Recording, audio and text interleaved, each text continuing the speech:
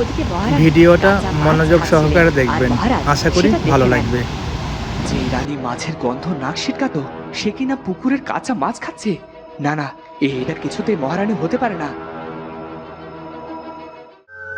মা, আমি তোমার কাছে অনেক দামি একটা সম্পদ গচ্ছিত রাখতে এসেছি। মা, এটা ভুল হাতে পড়লে বিপদ। এর মধ্যে নাগমণি রাখা আছে। এটা তুমি গুপ্ত স্থানে লুকিয়ে রাখো। আমি এখন আসি, ওদিকে রাজ্য ভ্রমণে যেতে হবে। আপনি বিশ্রাম নেন মন্ত্রী মশাই। কখন কি করতে হবে আমি আপনাকে সব বলে দেব।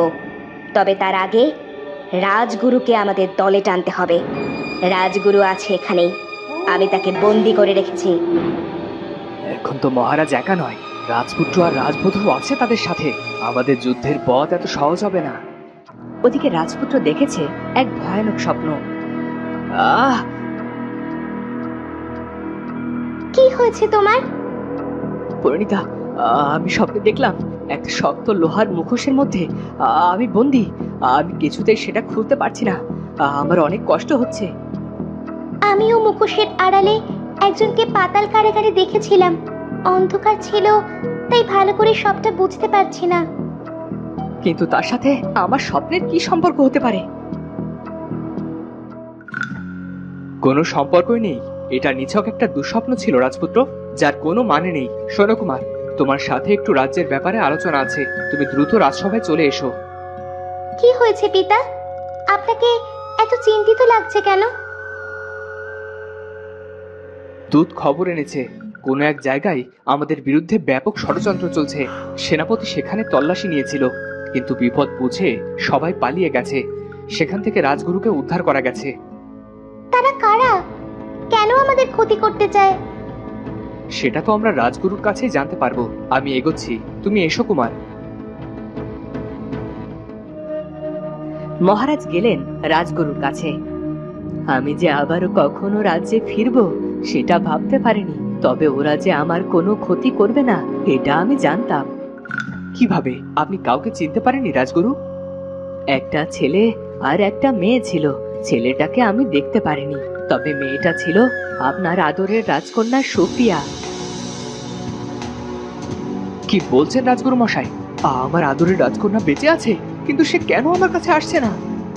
কারণ আপনার কন্যা মনে করে সেদিন তার প্রাসাদে যে আগুন লেগেছিল সেটা আপনি ঘটিয়েছিলেন। সে আপনাকে তার স্বামীর খুনি মনে করে। কি বলছেন রাজগুরু? এবার কি তবে বাবা আর মেয়ের লড়াই শুরু হবে? আমি তাকে বহুবার সত্যিটা জানিয়েছি। সেদিন ভাগ্যের লিখনে সেখানে আগুন লেগেছিল, কারো কোনো হাত ছিল না, কিন্তু সে আমার কোনো কথাই শোনেনি। নিয়তি আমাকে কোন সংকটে ফেললো? কন্যার সামনে আমি কেমন করে অস্ত্র হাতে তুলে নেব? কে এমন গুপ্ত শত্রু যে এই রাজ্যের ক্ষতি চায়? তখন সেখানে এলো একটা দাসী।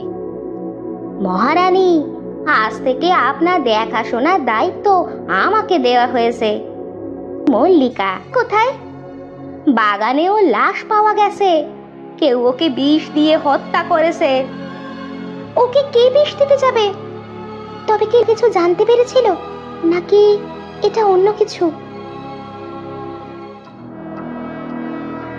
ওদিকে পাতাল কারাগারের দিকে কাউকে না দেখে রাজপুত্র সেখানে গেল, আর সেখানে তার মাথায় কেউ পেছন থেকে আঘাত করলো।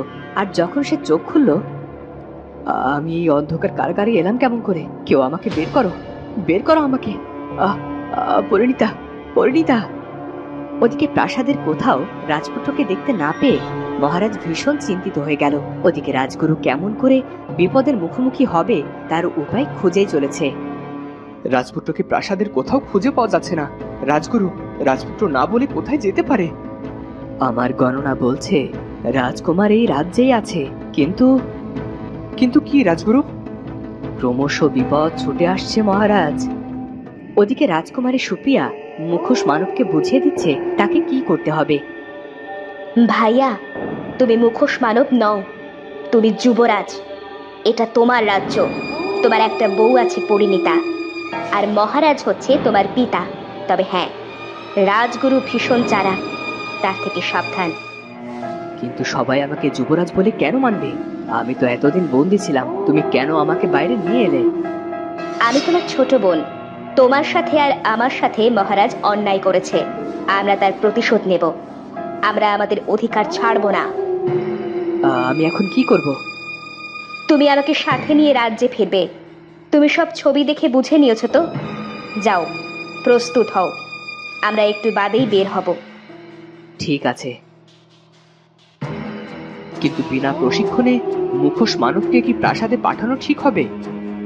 মুখোশ মানবের শরীরে রাজ রক্ত বইছে। রাজবংশের লোকেদের প্রশিক্ষণের প্রয়োজন পড়বে না। ওর যতটুকু বোঝার ও বুঝতে পেরেছে, বাকিটা আমি দেখে নেব। আপনার উদ্দেশ্য সফল হোক রাজকন্যা, তবে রাজবধূ আর উজির পুত্রের থেকে সাবধান, কারণ ওরা যুবরাজকে সবচেয়ে ভালো চেনে। আপনি অকারণে ভাবছেন মন্ত্রীমশাই, আমি অত কাঁচা কাজ করব না। আপনি নিশ্চিন্ত থাকুন। ওদিকে পরিণীতা হঠাৎ করে তার দাসীকে হারিয়ে খুব মনমরা হয়ে বসেছিল। যুবরানী, কি ভাবছেন? ও সব ভাববেন না যুবরানী, যুবরাজ ফিরে এসেছে, আপনাকে মহারাজ ডাকছেন। মুখোশ মানব যুবরাজের ছদ্মবেশে প্রাসাদে এলো, সাথে তার বোন রাজকন্যা সুপ্রিয়াকে নিয়ে এলো। পিতা, আমি আমার বোন সুপ্রিয়াকে প্রাসাদে নিয়ে এসেছি। এতদিনও অনেক কষ্ট পেয়েছে, আর নয়। কুমার, তুমি আমার রাজকন্যাকে ফিরিয়ে নিয়ে এসেছো? মানে অতীতের সকল অভিমান সবাই ভুলে গেছে? হ্যাঁ পিতা। সুপ্রিয়া, আমার রাজকন্যা, তোকে যে কোনোদিন দেখতে পাবো, আমি তো সেটা কল্পনাতেও ভাবতে পারিনি। তোর আমার উপর আর কোনো অভিমান নেই তো? না পিতা, আমি ভুলছিলাম। কোনো পিতা ইচ্ছে করে তার সন্তানকে কষ্ট দিতে চায় না। আমি ভীষণ ক্লান্ত, আমি একটু বিশ্রাম নিতে চাই। রাজপুত্রের কণ্ঠ আর চলাফেরা দেখে রাজগুরু ভীষণ অবাক হলো। রাজগুরু, ওরা ভাই বোন এক হয়েছে, আমি এতেই খুশি। আমার কোনো অভিযোগ নেই। অনেকটা ঝড় আসার আগে শান্ত প্রকৃতির মতো লাগছে না মহারাজ? মহারাজের জয় হোক। মহারাজ, মুখোশ মানবকে আহার দিতে গিয়েছিলাম, উনাকে এমন চিৎকার করতে কখনো দেখিনি। উনি ভীষণ চিৎকার করছিলেন আর মাথা দেখাচ্ছিলেন। আমি একবার সেখানে যেতে চাই। সেখানে না যাওয়াই ভালো রাজগুরু। আহত বাঘ তো আরো বেশি হিংস্র হয়। আপনি বিশ্রাম নিন। মহারাজ মুখোশ মানবের কাছে গেলেন। রাজপুত্র অনেক কিছু বলতে চাইল, কিন্তু মুখোশের ভারে কিছু রাজার কানে গেল না। শান্ত হও, কেন এমন করছো? তোমার কি কিছু লাগবে? কি চাও তুমি? কিন্তু রাজপুত্র কিছু বলতে পারল না। ওদিকে পরিণীতার সাথে মুখোশ মানব কোনো কথা বলছে না। কি ব্যাপার? তুমি তো কখনো চুপ করে থাকো না, কি হয়েছে? একটু শান্তিতে থাকতে চাই, এত কথা আমার ভালো লাগে না। আমার সামনে থেকে যাও, আমি একা থাকতে চাই। পরিণীতা কথা না বাড়িয়ে সেখান থেকে চলে গেল। সে ভাবতেই পারছে না রাজপুত্র কখনো তাকে ঘরের বাইরে বের করে দিতে পারে। কি ব্যাপার? এত রাতে যুবরানী কক্ষের বাইরে কি করছে? এটা তো মোটেও শোভনীয় নয়।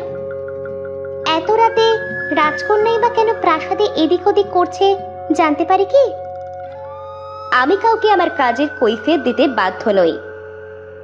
রাজবধূ হিসাবে প্রাসাদে কে কোথায় যাচ্ছে, কেন যাচ্ছে, জানাটা আমার অধিকারের মধ্যে পড়ে বলেই মনে করি। তুমি তো বেশ কথা জানো দেখছি। যুবরাজ নিশ্চয়ই কোনো বোবা মেয়েকে বিয়ে করেননি। পরিণীতা, মা, আমার ঘরে একটু আসুন, জরুরি কথা আছে। অপরাধ নেবেন না রাজগুরু মশাই, আপনি হয়তো ভুলে যাচ্ছেন এত রাতে রানীমহলে আসা কিংবা কেউ রানীমহলের বাইরে যাওয়াটা শোভনীয় নয়। আপনি বরং আসুন, যা বলার কাল সকালে বলবেন।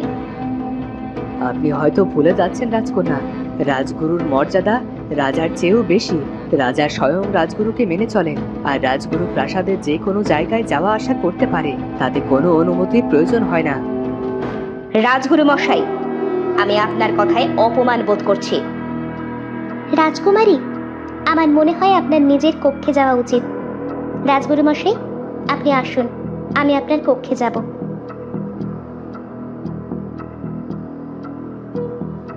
রাজকন্যা সুপ্রিয়া অনেক রেগে মুখোশ মানবের কক্ষে গেলেন। তোমাকে তো আমি ভরসা করেছিলাম, কি করছো তুমি? তোমার জন্যই তো সবার মধ্যে কানাঘুষো শোনা যাচ্ছে। আমি কিছু করিনি বোন, ওই মেয়েটা আমাকে বিরক্ত করছিল, রেগে কক্ষের বাইরে পাঠিয়ে দিয়েছি। এত রাগ তোমার আসে কোথা থেকে? তুমি কি জানো রাজপুত্র সহজে রেগে যায় না? উফ, কাকে দিয়েছি রাজার পাঠ। আমি তো সবকিছু গুছিয়েই করেছি, তুমি কেন রেগে যাচ্ছ বোন? আমার এখন কি করতে হবে? তোমাকে নিয়ে সন্দেহ হোক বা না হোক, তোমাকে কাল রাজসভায় যেতে হবে। আর আমি যা যা বলবো তুমি তাই তাই করবে। কথাগুলো মনে থাকে যেন। আর হ্যাঁ, কালই আমার আমির চাঁদকে এনে দেবে। আমি একটা বা সন্তানকে কাছে পাওয়ার জন্য এত বছর অপেক্ষা করেছি। তো বন্ধুরা, এবার কি হতে চলেছে? রাজগুরু পরিণীতাকে কি বলতে চায়? পরিণীতা কি পারবে আসল রাজপুত্রকে উদ্ধার করতে? সেটা জানবো আমরা পরের পর্বে। আর আজকের ভিডিওটি ভালো লাগলে অবশ্যই চ্যানেলটি সাবস্ক্রাইব করে বেল আইকনটি বাজিয়ে দিও। দেখা হচ্ছে পরের ভিডিওতে। ধন্যবাদ।